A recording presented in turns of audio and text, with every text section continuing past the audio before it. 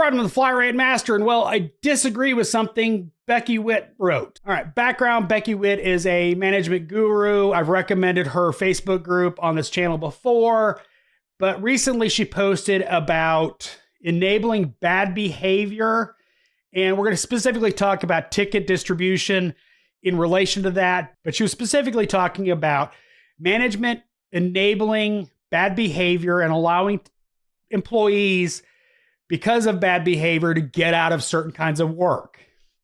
And she talked about, and it came in the context of taking out the trash and one guy complaining about it, another guy just doing it and taking care of it and doing it right. In the world of auto repair, obviously one's going to do a better job repairing a vehicle versus the guy complaining about stuff.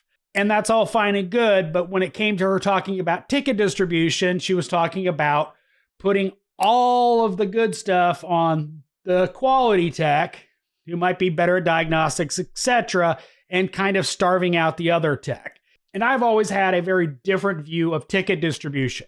Now, first and foremost, you need to correct that behavior in management, period. There's no way around that. If you're enabling bad behavior, you need to stop enabling that behavior as management and get them to do their job or get them to work somewhere else. No offense. But when it comes to ticket distribution, I talked about distributing tickets fairly evenly, and I've talked about, having everybody kind of in the same area as far as the amount of hours they bill. Because quite frankly, I didn't have crappy techs to assign work to. I didn't have that problem. I didn't have technicians that didn't do good work. I just had varying levels of experience and knowledge. So I distributed based on that. And I've talked about, one guy's getting his butt kicked with a ticket. You assign him a kind of gravy ticket to kind of boost his numbers up and, get him out of the funk of getting his butt kicked. And I've never specifically said that when I was talking about distribution of tickets is I'm not looking for even outcome ever. I didn't really care about everybody billing 50 hours. I cared about everybody being busy and productive, and the outcomes are the outcomes. If you have a technician that doesn't want to write up stuff and only bills 30 hours, no matter what you give them, that's a technician problem, not a ticket distribution problem. Again, going back to Becky's original post. When I was assigning tickets, I always assigned based on availability, history, and the job that was entailed. I was assigning, more basic stuff to more basic techs, and I was distributing the kind of BS tickets across everybody. Everybody got the occasional dead battery complaint in the middle of winter. They all occasionally got the brake noise complaint that was, going to be a squeaking brake pad, not an actual brake job, stuff like that. But again, I wasn't distributing for equal outcome. It had nothing to do with that. I was distributing so that everybody had enough work. My goal when distributing tickets was not to have anybody slammed all the time.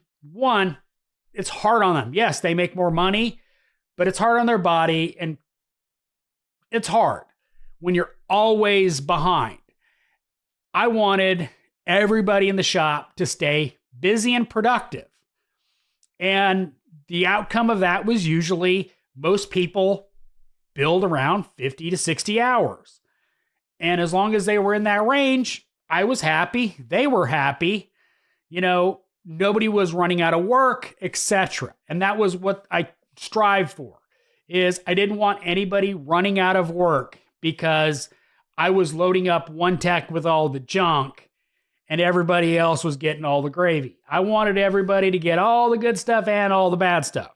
You always got a good mix. And I think that's the key to ticket assignment, is not favoring anybody in the building, but more importantly, making sure everybody stays busy and productive with work that's at their skill level, as well as challenging them a little bit and also feeding them a little gravy every now and then.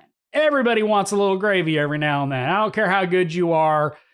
Every now and then you want a good, easy, quick job.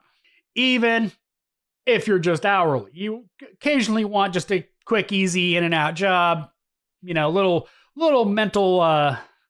My point of ticket distribution was always that. It was never favoring anybody because they're better than somebody else. It was always about everybody producing the amount they could.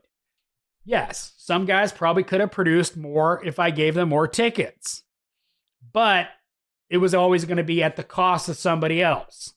How is that fair for another employee who does good work, who does make sure they fix the car right?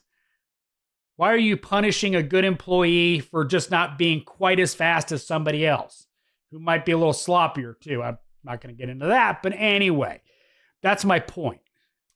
When it comes down to it, favoring techs is just that. It's favoritism. If you have employee problems, you need to deal with those problems instead of, sweeping it under the rug. Just my 2 cents on ticket distribution and how I disagree with Becky. So take it for what it is. The rest of the post, I think, was good. I think she needed to put more emphasis on repercussions more than just ticket distribution should be put on that employee. But other than that, she does good stuff. Search her on Facebook. You'll find her. As always, thanks for watching. I am the Flat Rate Master.